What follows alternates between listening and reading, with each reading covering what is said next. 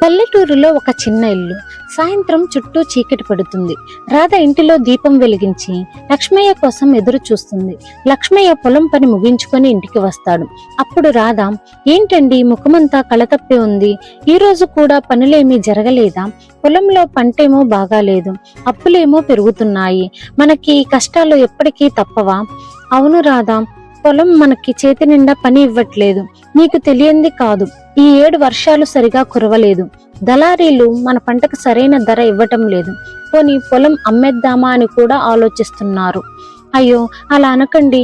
ఆ పొలమే మనకు జీవనాధారం. ఆ పొలంలో మనం ఎంత కష్టపడ్డామో మీకు తెలియదా? అది అమ్మేస్తే మనకు ఏం మిగులుతుంది? నిజమే రాదా. పట్నంలో నా స్నేహితుడు నరేష్ ఉన్నాడు. ఒక మంచి కంపెనీలో పనిచేస్తున్నాడు. మనలాంటి వాళ్లకు చిన్న చిన్న పనులు కూడా దొరుకుతాయి అన్నాడు. అక్కడికి వెళితే మన కష్టాలు తీరుతాయనే నమ్మకం ఉంది. నాకు మన కష్టానికి తగిన ఫలితం అక్కడ దొరుకుతుంది రాదా. అలాగైతే వెళ్దామండి. కానీ నాకు ఒక ఆలోచన వచ్చింది. మన పల్లెటూరులో అమ్మమ్మ దగ్గర నేను నేర్చుకున్న పిండి వంటలు నేను కూడా పట్నంలో అమ్మితే నా వంతు సహాయం నేను చేయగలను. అదేం బాగుంది రాధా, మనం పట్నం వెళ్ళి కష్టపడి పనిచేసి డబ్బులు సంపాదిద్దాం. అక్కడ నువ్వు ఆ పని చేసి నీ ఆరోగ్యాన్ని పాడు చేసుకోకు. మీరు ఒప్పుకున్నా ఒప్పుకోకపోయినా నేను మాత్రం పిండి వంటలు చేస్తాను. ఊర్లో అందరూ వాటిని ఇష్టపడతారు కదా, పట్నంలో కూడా ఇష్టపడతారు.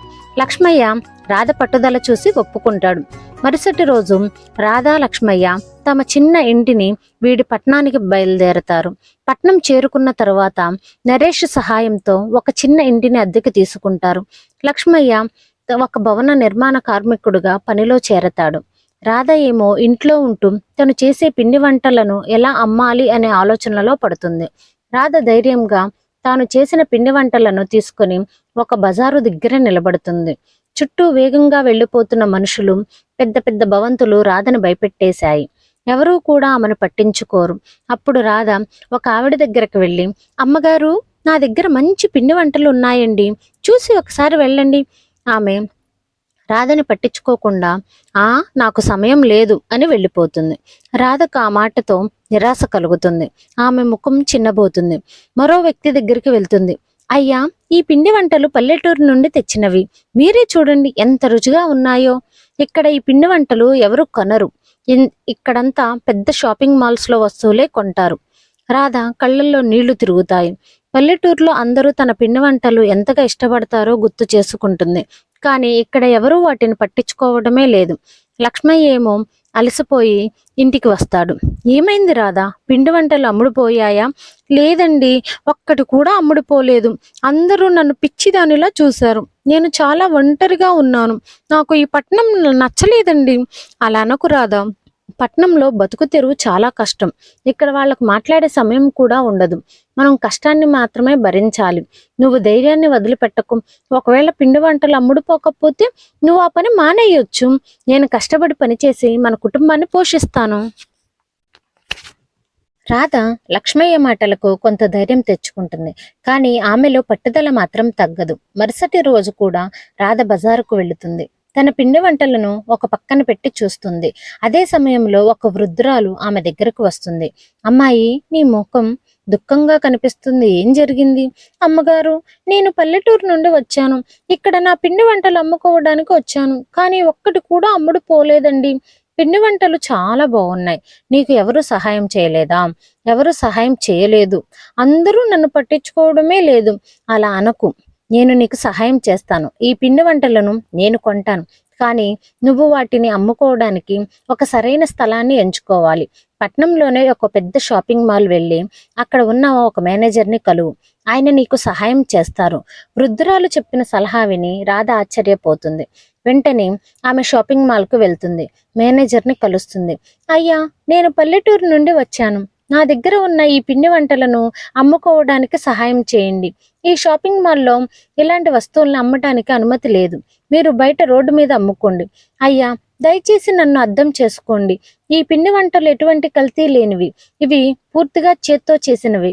మీరు చూస్తే తప్పకుండా ఇష్టపడతారయ్యా. రాధ మాటలు విని మేనేజర్ ఆశ్చర్యపోతాడు. రాధ అతనికి ఒక పిండి వంటను చూపిస్తుంది. మేనేజర్ అవి తిని చూసి ఆశ్చర్యపోతాడు. దీనిలో ఉన్న నాణ్యత, రుచి అతనికి బాగా నచ్చుతుంది. అరే, ఇవి చాలా బాగున్నాయే. సరే అయితే మీరు ఇక్కడ ఒక చిన్న స్థలం ఇస్తాను, మీరు మీ పిండి వంటలను ఇక్కడ అమ్ముకోండి, కానీ నాణ్యతలో ఎలాంటి తేడా ఉండకూడదు. ధన్యవాదాలయ్యా, నేను నా వంతుగా బాగా కష్టపడతాను. మొదటి రోజైతే కొన్ని పిండి వంటలు అమ్ముడుపోయాయి. లక్ష్మయ్య సంతోషంగా, ఏమైంది రాధా, నీ ముఖం ఏంటి? నాకు తెలుసు రాధా, నీ కష్టానికి ఫలితం దొరుకుతుందని. నువ్వు చాలా తెలివైన దానివి. నేను కూడా నీతో కలిసి పనిచేస్తాను. మనిద్దరం కలిసి మన కుటుంబాన్ని పోషిద్దాం. రాధ ఏమో ఆనందంతో తన భర్తతో తన కష్టాన్ని పంచుకుంటుంది. రాధా, ఈ రోజు మనకెంత లాభం వచ్చిందో తెలుసా? ఇంతకు ముందు నేను రోజుకి సంపాదించే దానికన్నా ఇది చాలా ఎక్కువ. అవునా అండి, ఎంత? దాదాపు 1000 రూపాయలు. రాధా, ఆ షాపింగ్ మాల్ మేనేజర్ కూడా చాలా సంతోషపడ్డారు. మన పిండి వంటలకు భలే డిమాండ్ ఉందంట. అది మన కష్టం అండి, ఆ దేవుడి దయ. ఇప్పుడు మన కష్టాన్ని తీరినట్లే కదా. ఇంకా పూర్తిగా తీరలేదు రాధా, ఇది మొదటి అడుగు మాత్రమే. మనం పట్నంలో స్థిరపడాలి, ఒక సొంత ఇంటిని, పిల్లలకు మంచి చదువు, మన తల్లిదండ్రులు సహాయం చేయాలి. సరే అండి, అయితే మనం మరింత కష్టపడదాం. ఊర్లో అందరికీ ఈ విషయం చెప్పాలి. అప్పుడు వాళ్ళు కూడా పిండి వంటలు తయారు చేసి మనకు పంపిస్తారు. మన ఊరి ప్రజలకు కొంత సహాయం చేసినట్లుగా ఉంటుందండి. అరే, అది మంచి ఆలోచన రాదా. మన పల్లెటూరు సంస్కృతి రుచులను పట్టణానికి పరిచయం చేద్దాం. కానీ జాగ్రత్తగా ఉండాలి. ఈ పట్టణంలో మంచి వాళ్ళతో పాటు మోసగాళ్ళు కూడా ఉంటారు. మరుసటి రోజు లక్ష్మయ్య, రాధ కలిసి పల్లెటూరుకు వెళ్తారు. వారి విజయాన్ని చూసి గ్రామ ప్రజలందరూ ఆశ్చర్యపోతారు. పల్లెటూరులో ఒక పెద్ద చెట్టు కింద గ్రామ ప్రజలందరూ సమావేశమై ఉంటారు. అప్పుడు గ్రామ పెద్ద, లక్ష్మయ్య, నీవు రాధా పట్నం వెళ్ళి ఇంత తక్కువ సమయంలోనే ఇంత బాగా రాణించడం మాకు చాలా ఆనందంగా ఉంది.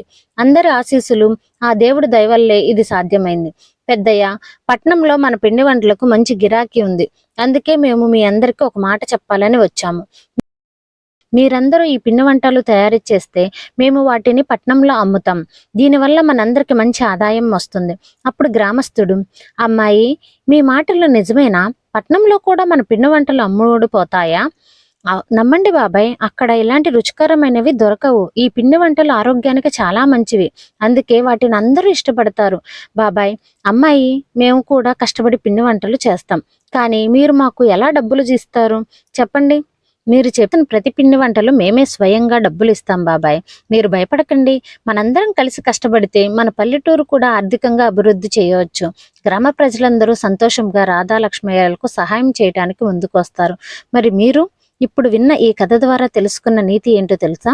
పట్టణ జీవితంలో ఒంటరితనం, భయం సహజమే, కానీ తెలివి, ధైర్యం, కష్టం అనేది ఉంటే గనక ఎలాంటి కష్టాన్నైనా అధిగమించవచ్చు.